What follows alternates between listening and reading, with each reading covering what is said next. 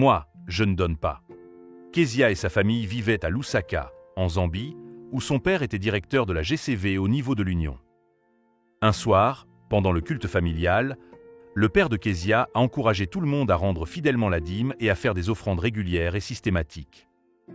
Il a ensuite expliqué que la régularité dépend de la fréquence des revenus et que la méthode de restitution des offrandes suit un système proportionnel.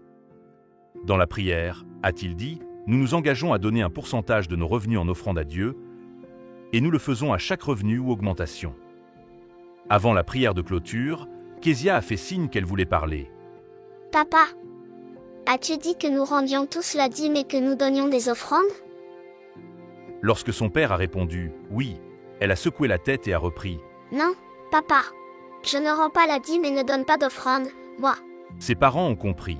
Jusque-là, ils avaient donné la dîme et les offrandes en famille.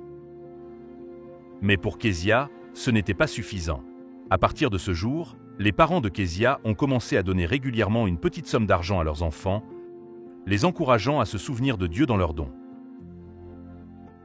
Ellen White dit que les enfants ne devraient pas se contenter de demander de l'argent à leur père ou à leur mère pour le donner à la collecte, puisque cet argent ne leur appartient pas. Ils devraient plutôt se poser la question « Vais-je donner une part de ce qui ne m'a rien coûté ?» En donnant régulièrement de l'argent de poche aux jeunes et en leur apprenant à faire des dons, nous les aidons à apprendre à donner, non pas par simple impulsion du moment, ni selon leurs sentiments, mais régulièrement et systématiquement. En rendant nos dîmes et nos offrandes, encourageons les jeunes générations à faire confiance à Dieu également dans leur vie financière.